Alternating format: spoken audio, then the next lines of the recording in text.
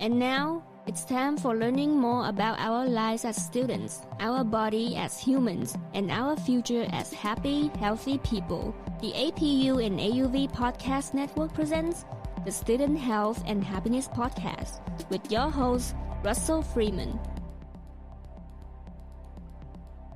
Welcome to the AUV Student Health and Happiness Program. I'm Dr. Russell Freeman. I'm a professor of health science and philosophy at American University in Vietnam, and a chiropractic physician from the United States. Today, we are talking about part 2 of our series called Fear, Risk, and Decision Making with our special guest, Mr. Michael Hayes. And Michael, welcome back to the show. Hey, thank you. It's good to see you again. Always great to have you back. Now, in our last part, we discussed basically what fear is, being a feeling, both mental and physical, and risk, which is an assessment of possibility of something going wrong. And we also talked about some common fears and risks that people have, including around money, around reputation, and about the fear of missing out.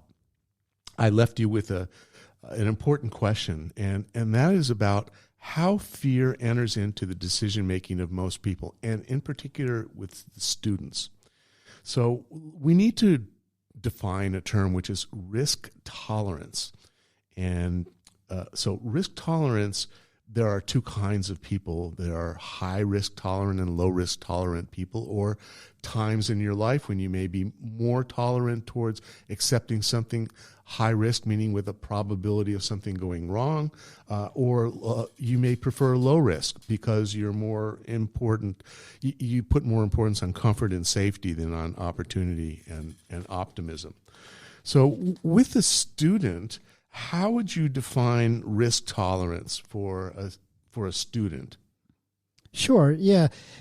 I talk to students frequently, if not daily, about, such things as course selection, particularly around AP courses, and often talk with students about it is a risk taking an AP course. It's more work, it's more demanding, the teachers have higher expectations, you're going to be pushed to go further, farther, and faster than perhaps your other courses so far. But if you've been doing a good job and your GPA demonstrates that you can do the work, then taking an AP course has great reward outcomes. And you need to take that risk and sign up for an AP course, knowing full well you're going to take the test at the end. And if you get a score of a 3 or higher, there's a good possibility when you go to apply to university that you'll receive credit or at least acknowledgement of that extra effort. So it's important for students to understand that sort of risk tolerance that you were speaking about. In order to understand risk and risk tolerance, we kind of need to understand a term called bias. And biases are kind of a prejudice, a pre-decision, you could say, that's in favor of or against something or a person or group as compared to another one. And it's usually considered to be an unfair comparison. Biases are usually considered kind of a negative thing, not always, but sometimes. And I know that everybody has a bias in making any decision on anything, a reason for saying yes or no or this or that. Now, with students, some biases I could think of might be their prior experience or their prior success in achieving grades, achieving academic success, making their parents happy or whatever. Could have been a positive experience or a negative one. Right. Could very well affect, their next set of decisions. So can we talk about biases that come up both before, during, and perhaps after school, and how important they are to a student in the way they make their decisions? Sure, and I think you mentioned a key word there, parents.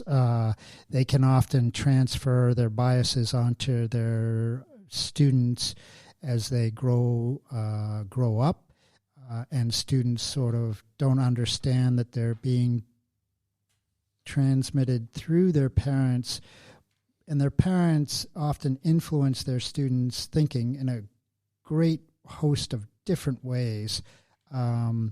But bias also for students is that fear that maybe I'm not going to be successful, or my friends aren't doing this. And I always talk to them and I say, we all have biases. It's good to recognize them. It's good to acknowledge them. It's good to take ownership of them.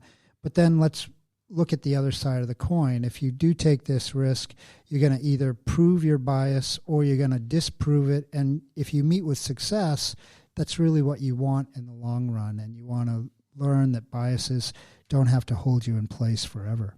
I think in one way, students are maybe more susceptible to biases and accepting the wrong thought process as a bias. For example, absolutely. Since they haven't had a lot of experiences, exactly. They may have one or two experiences that have created a sense of bias that's how I am, that's what I can, that's what I can't.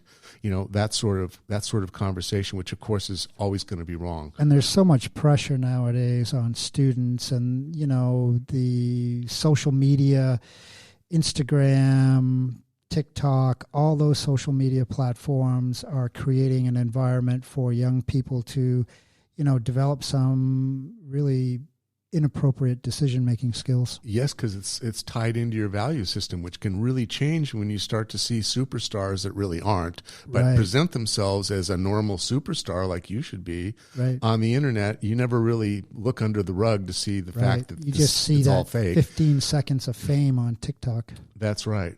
So how do biases occur? Well, they're often handed down generationally. Parents will, express certain things. And then students also get a lot of pressure from their immediate peer group and develop biases that way. And then just going through their everyday life, and having successes or setbacks, and they develop their own biases.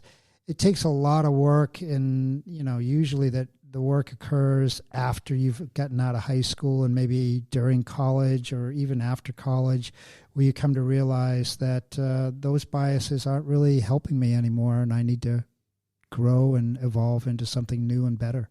Something I've thought about recently, and tell me if you agree with this, that students will sometimes accept or embrace a bias in order to be part of a group. Yep. Or the group basically convinces them, or they join this group and bias is a part of it. It's us versus them. Exactly. But yeah. as you get older, instead of your experiences leading your biases lead your experiences, because you can choose. You have more choices of what to do, where to go, and how to react. You're right. As you get older, you've got more experience. You've had more positive things happening. You've maybe experienced a few bumps along the way, but you've also got more security in your own sense of ego and who you are and where you want to go in life. So what are some of the common biases that students and people in general have? Well, right now there's a lot of bias I see with students on our APU campus and AUV campus, that, things aren't as good as they were pre-COVID. Students are very apprehensive about the future, and I think the data across the board just demonstrates that our young people have really been set back in just a multitude of categories by this episode of COVID and the impact that it had on the world in general.